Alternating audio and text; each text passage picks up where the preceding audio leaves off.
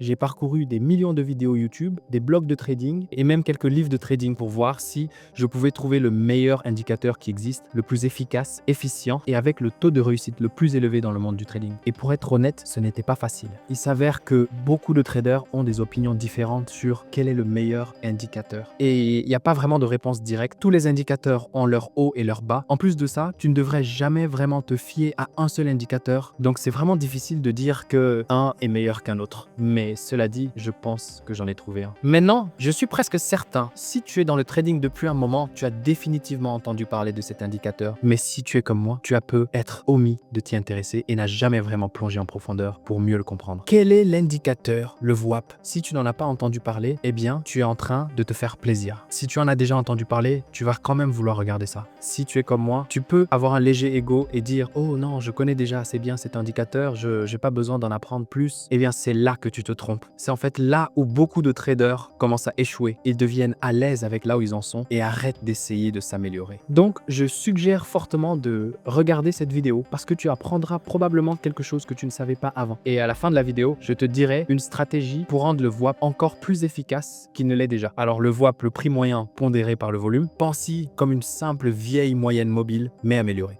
La raison étant, il prend en considération le volume plutôt que juste le prix précédent. Et si tu as regardé mes vidéos avant, vous savez tous pourquoi on aime autant le volume. Le volume est roi. Maintenant, je veux que vous y pensiez comme ça. Disons que nous avons un graphique. Le prix A est à 20 $ et le prix B est à 40 $. Donc juste une tendance haussière normale. Maintenant, laisse-moi vous poser une question. Quel est le prix moyen entre les deux points?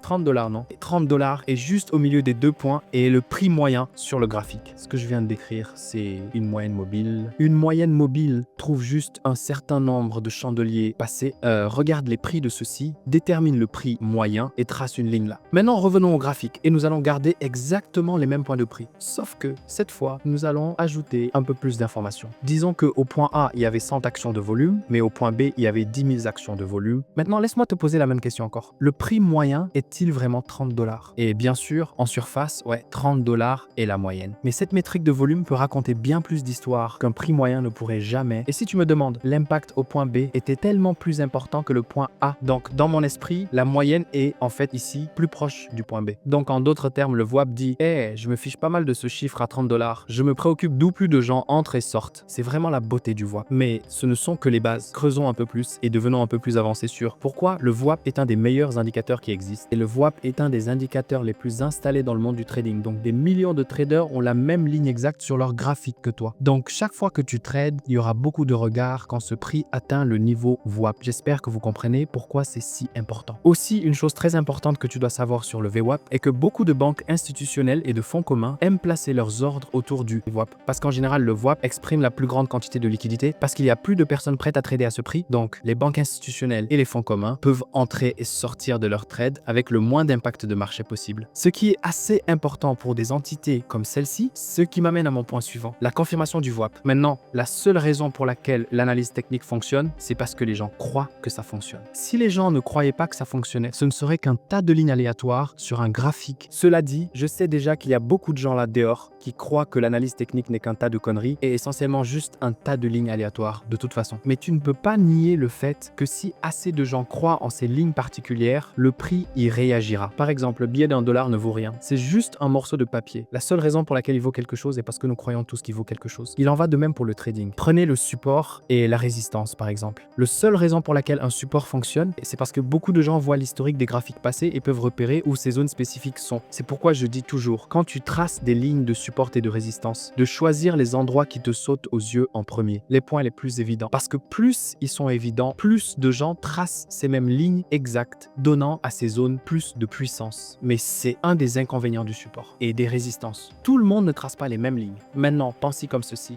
Si le VWAP est l'un des indicateurs les plus installés au monde et qu'il est au même niveau exact sur l'écran de tout le monde, donc il n'y a absolument aucune confusion sur où il est, tu ne penses pas que le prix va le respecter. Pour le vérifier, j'ai fait quelques tests. Le VWAP est super simple. Le prix est soit au-dessus, soit en dessous. Quand il s'agit de day trading, la simplicité règne souvent. Maintenant, comme une sorte de backstory sur le trading avec le VWAP, En général, il détermine si le marché est considéré en tendance haussière ou baissière. Si le prix est au-dessus du VWAP, c'est considéré comme une tendance haussière. Si le prix est en dessous du VWAP, c'est considéré comme une tendance baissière. Donc le VWAP peut agir à la fois comme support et résistance. Et quand le prix est au-dessus, il agira comme un support. Si le prix est en dessous, il agira comme une résistance. Maintenant, j'ai fait des recherches et j'ai vérifié tellement de graphiques juste pour voir à quel point le VWAP était réellement puissant et si le prix le respectait vraiment. Et pour être honnête, c'est en fait plutôt effrayant à quel point le prix respecte le VWAP. Comme dans l'exemple, je faisais du day trading. Le marché a ouvert et le prix a fait un énorme pic et le plaçant bien au-dessus du VWAP, la ligne violette. Il a commencé à redescendre en se corrigeant et devine où il rebondit, le VWAP. Même chose ici. Tu peux voir